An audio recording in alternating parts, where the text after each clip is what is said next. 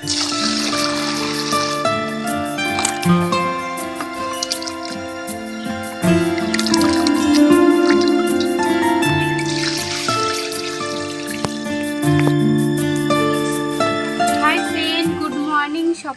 জানিয়ে আজকের ব্লগটা আমি শুরু করে দিলাম।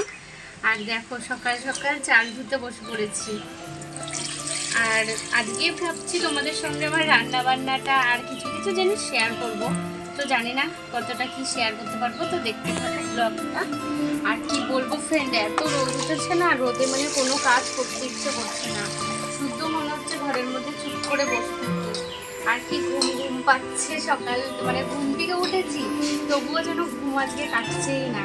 আর রান্না বান্নাটা তো করতে হবে, নাহলে খাবো কি বলো। তো চলো এবার ঘরে যাবো। চাল ধোয়া হয়ে গেল।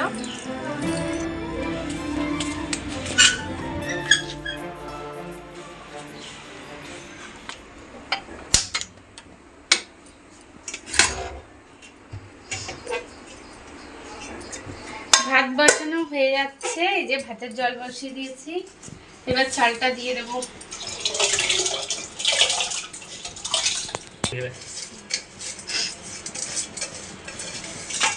আজকে না আর মানে কি বলবো, হাঁড়ির জলটা গরম করার আর সময় দিলাম না, একসঙ্গেই দুটো বসিয়ে দিলাম, কারণ দেরি হয়ে গেছে একেতেই। আর হয়ে যাবে, কোনো সমস্যা নেই। এদিকে চালের জলও গরম। অন্যদিন আমি আগে জল দিই হাঁড়িতে, জলটা একটু গরম হয় তারপরে চাল দিই, কারণ আজকে আমার এত লেট হয়ে গেছে, ওই জন্য আমি দুটোই একসঙ্গে বসিয়ে দিয়েছি। তোমরা কে কে এরকম আমার মতো করে একটু কমেন্টে জানিও তো। তো কি বলো তো, আজকে একটু সময় নেই, তার জন্য একসঙ্গে। আর কোনো সমস্যা হয় না, চাল জল একসাথেও দেওয়া যেতেই পারে। আর খুব খিদে পেয়ে গেছে আমার, সত্যি কথা, আমার না আমার ছেলেরও, সবারই খিদে পেয়ে গেছে। আর আজকে বারের দিন কি কি রান্না করব চলো তোমাদের সঙ্গে একটু শেয়ার করা যায়। কি রোদ উঠেছে বাবারে বাবা, রোদ, জামা কাপড় মেলা যাচ্ছে না,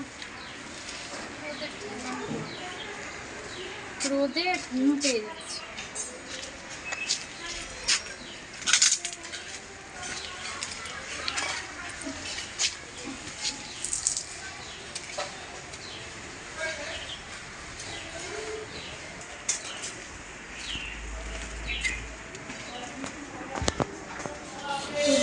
খুব ভালো লাগে,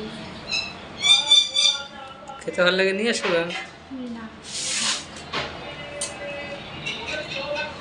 দেখো গাইস, লাউ নিয়ে এসেছিল কালকে, আজকে শনিবার বলে নিরামিষ খাই আমরা, আর তার জন্য আজকে লাউ ডাল করব, আর লাউয়ের খোসাটা ভাজাও করব। তাহলে খোসাটা ভাজা খেতে না খুব ভালো লাগে। আর আর অনেক কিছু সবজি আছে, আর যেহেতু কচু শাকটা নিলাম বাড়ির থেকে, কচুর শাক করবো, লাউ ডাল করবো, আর এই খোসাটা ভাজা করবো, ব্যাস আলু দিয়ে, আর কিছু করবো না, এতেই অনেক হয়ে যাবে। এবার টাকা দাও তাড়াতাড়ি। এই এটার দাম কত বললো তো? কত? 75 টাকা বলেছে। হ্যাঁ, আমি হাতে নিয়ে অবাক হয়ে গেছি। ছোট থেকে নিয়ে আসো।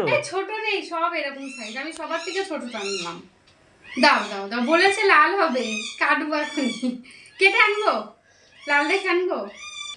কি বলবো গাইজ, আমি না তরমুজ খেতে খুব ভালোবাসি। যখন দাদা যাচ্ছিল তখন আওয়াজ পেয়ে মানে খেতে ইচ্ছে করছিল, কিন্তু তা বলার সাহস পাচ্ছিলাম না।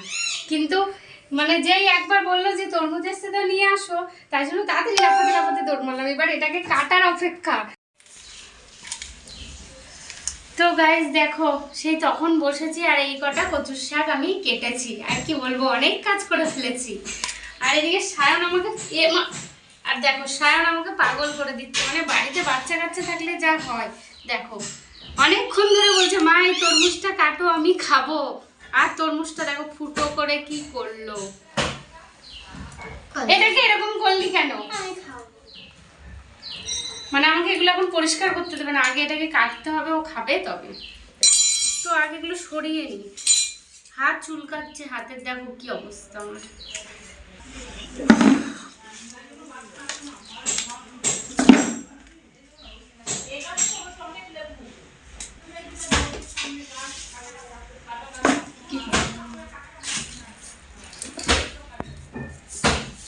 ফুটো করিস না, খাবি, দাঁড়া দেবো তো, একটু সবুজ হয় না, হাত হাতটা চুল কাটছে, হাতটা ধুতে হবে না, ভালো লাগে না এত গরমে। এই আলুটা এটা দিয়ে ভাজা করবো। মা তাকিয়ে গেছে খুললো।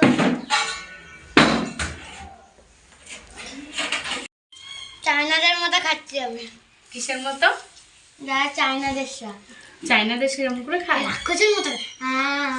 মানে গরুর মতো চোখলাই খেয়ে কি বলবো, আমার মতো মানুষ মনে হয় দুনিয়ায় একটা নেই। মানে এদিকে রান্না করার তাড়না, এসেই বলছে যে তাড়াতাড়ি রান্না করো, আমার খিদে পেয়ে গেছে। আর এদিকে আমি তরমুজ কাটছিলাম ছেলের জন্য, মানে ছেলের বায়নাতে। তো সায়ন বললো মা তাড়াতাড়ি তরমুজটা কাটো, আমি খাবো না। তরমুজটা আমার শেষ হয়ে যেত, মানে ওটা দিয়ে চামচ দিয়ে, মানে তরমুজটা কি করে খাচ্ছিলি বল, চামচ দিয়ে চামচ ভেতরে ঢুকিয়ে রস রস বার করছিল তরমুজের। আমি বললাম দে তাড়াতাড়ি কেটে দিতে, ওকে কেটে দিতে গিয়ে আমারও খেতে ইচ্ছে করছে, তার জন্য রান্না বন্ধ দিয়ে আগে খেয়ে নিই।